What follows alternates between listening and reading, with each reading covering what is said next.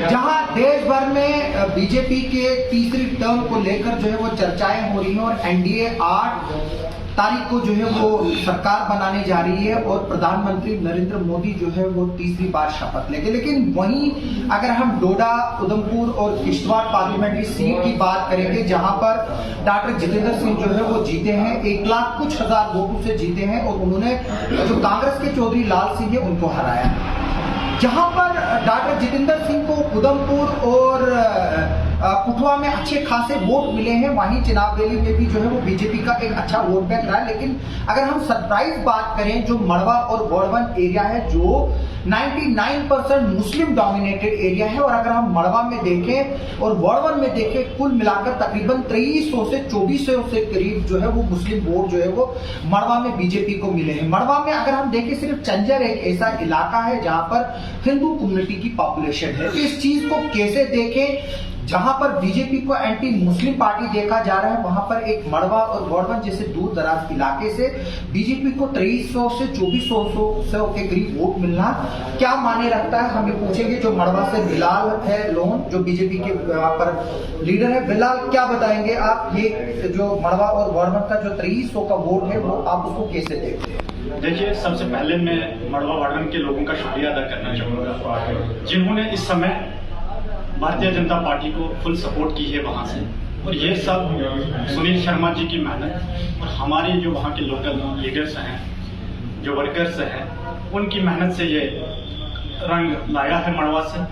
और खास तौर पर 14 से लेकर आज तक जितनी डेवलपमेंट हुई है, सबसे पहले जो हमारा सबसे बड़ा इशू जो था फॉरेस्ट कवरेंस का था, या वहाँ के जो इंटरनल रोड बने, उसके बाद वो रोड मैग्डोमाइज भी हुई है, वहाँ मोटरेबल ब्रिज बने, वहाँ जियो टावर्स बने, न जाने कितने डेवलपमेंट काम वहाँ पे हुई है। उसी का नतीजा हुआ कि आज मड़वा बीजेपी 1 नंबर पे है, जबकि अलायंस पार्टियां 4-5 पार्टियां एक साथ लड़ रही थी, उन्होंने वहां से 3200 वोट टोटल लिए हैं, जबकि बीजेपी ने अकेले दम पर 2300-2400 वोट लेकर वहां से 1 नंबर पे पहुंची है।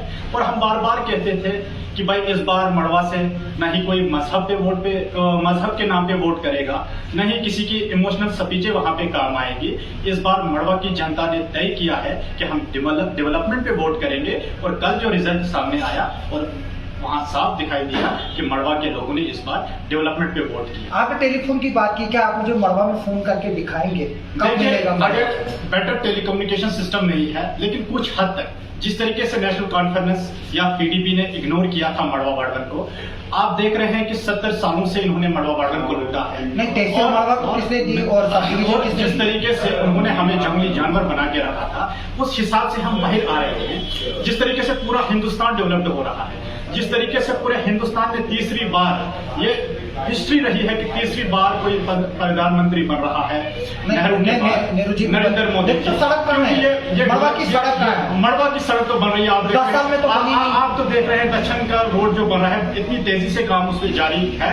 ये तो इतिहास गवाह है, क्योंकि नेशनल कॉन्फ्रेंस ने हमें वाइल्ड लाइफ में धकेल दिया है। और आज मड़वा वर्वन के लोगों ने ये तय किया है कि अब यहाँ पे इमोशनल स्पीचें नहीं चलेगी, अब यहाँ पे मजहब के नाम पे आप वोट नहीं ले सकते हैं। तो आप यहाँ बिल्कुल जो सुनील शर्मा जी ने वादा किया है मड़वा के लोगों के साथ, टनल के जरिए आप लोगों को जोड़ेंगे डिस्ट्रिक्ट हेडक्वार्टर किश्तवाड़ से, और ये वादा इन 5 सालों में पूरा किया जाएगा। और जितने भी वहां पे डेवलपमेंट के काम रोके हुए हैं, उन पे अब काम शुरू होगा, उन पे अब हमारा फोकस रहेगा, और इन 5 सालों में आपको मड़वा किश्तवाड़ से भी आगे दिखेगा। नहीं, वहां पर आज भी ऑफिस गायब है, आपके मौके साहब यहाँ बैठे हैं, आपके दफ्तर गायब है। कहाँ है आपके दफ्तर? पिछले 10 साल से तो वहाँ पर दफ्तर ही नहीं है। इंटरनेट की वजह से कुछ ऑफिस नहीं वहाँ पर लगे हैं, कुछ ऑफिसरों को किश्तवाड़ से फंक्शन कर रहे हैं। लेकिन मैं आपको यकीन दिलाना चाहता हूं, और आपकी इस चैनल के माध्यम से मैं मड़वा की आवाम को यकीन दिलाना चाहता हूं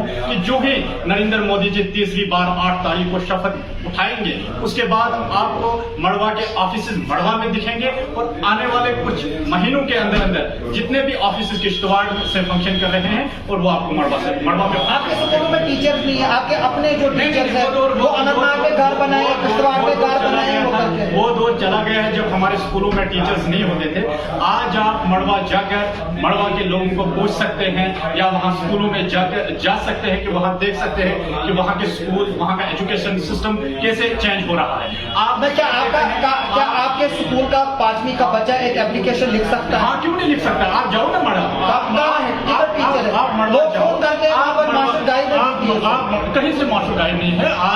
आज जो भी गायब हो जाता है कोई, उसी तरीके से उसके सीओ को इन्फॉर्म किया जाता है, जेडीओ को इन्फॉर्म किया जाता है। आज वो सिस्टम चेंज है। आज मड़वा से फोन आता है, आज मड़वा में टेलीकम्युनिकेशन सिस्टम चलता है। ऐसी बात नहीं है। वो जमाना गया जब नेशनल कॉन्फ्रेंस का दौर था, जब मुलाजिम घर में बैठकर तनख्वाहें लेते थे। लेकिन आज के दौर में ऐसा पॉसिबल नहीं है। आज बायोमेट्रिक अटेंडेंस होती है। ये तो पॉसिबल ही नहीं है कि आज देखिए इंदरवाल सीट में जो है वो बीजेपी पिछड़ रही है, हालांकि किश्तवाड़ पार्टी में आगे बीजेपी। आप देखिए अब इलेक्शन होने वाला है, तो कहाँ है आने वाले समय में आपको जम्मू कश्मीर में भारतीय जनता पार्टी की सरकार दिखेगी और भारतीय जनता पार्टी का चीफ मिनिस्टर दिखेगा। ऐसी बात नहीं है। आप देख रहे हैं वो कैसे दिखेगा? आप जो कश्मीर की 2 सीटों पे इलेक्शन जीता, जहाँ से नेशनल कॉन्फ्रेंस के 31 सीटें तो 2 ही जगह पर है, 6 सीटें वहाँ हो गई। इस बार बड़ी चेंजिंग हुई है। इस बार जम्मू कश्मीर में खानदानी राज खत्म हुआ। इस बार 2 चीफ मिनिस्टर हारे हैं। ये इतिहास है।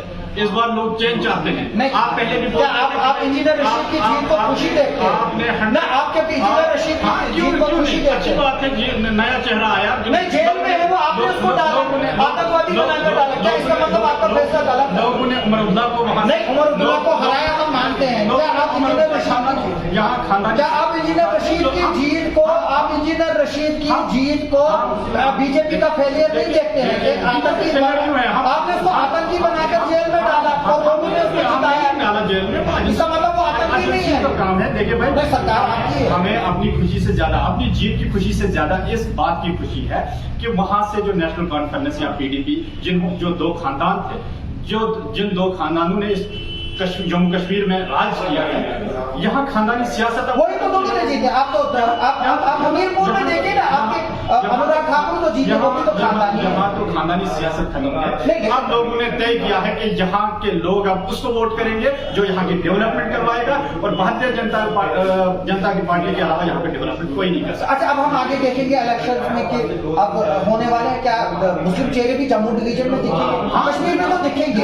क्या जम्मू डिवीजन जहाँ पर जैसी सीट में क्या बीजेपी किसी मुस्लिम को कहेगी? मैंने ये पार्टी हमारी पार्टी है, नेशनल लेवल की पार्टी है। ये कोई लखनपुर के इस बार या टनल के इस बार की पार्टी नहीं है। ये नेशनल लेवल की पार्टी है। जो पार्टी जिस वो आदेश देगी, जहां पे रहना, चाहे एमएलए का इलेक्शन लड़ाना होगा किसी को, या चाहे पीडीसी डीडीसी का इलेक्शन लड़ाना होगा, पार्टी के हुक्म हमारे सर पे, और हम पार्टी के लिए काम कर रहे हैं। जिसको जो इलेक्शन लड़ाना होगा वो लड़ सकता है। ये थे बिलाल, जो मड़वा से, इनका साफ कहना है कि मड़वा के लोगों ने ये डिसीजन लिया था कि अब मजहब के बेस पर जो है वो वोट नहीं दिए जाएंगे। अब देखते हैं कि आगे जो असेंबली इलेक्शन होने वाले हैं, जो बीजेपी जम्मू कश्मीर में चीफ मिनिस्टर बनाने का दावा करते, वो कितने सच साबित होते हैं और उस पर कितना खड़ा उतरती है बीजेपी, और जो वादे अब बीजेपी लोगों को किए। और हम सबसे बड़ी खास तौर से बात ये देखेंगे कि हमारे बड़े भाई डॉक्टर जितेंद्र सिंह जी जो है वो अब मड़वा में कब दिखेंगे, क्योंकि पिछली बार लोगों का ये इल्जाम था कि वो कहीं नहीं दिखते हैं, कभी कभी दिखते हैं। आप सबका सुनने के लिए और देखने के लिए बहुत बहुत शुक्रिया।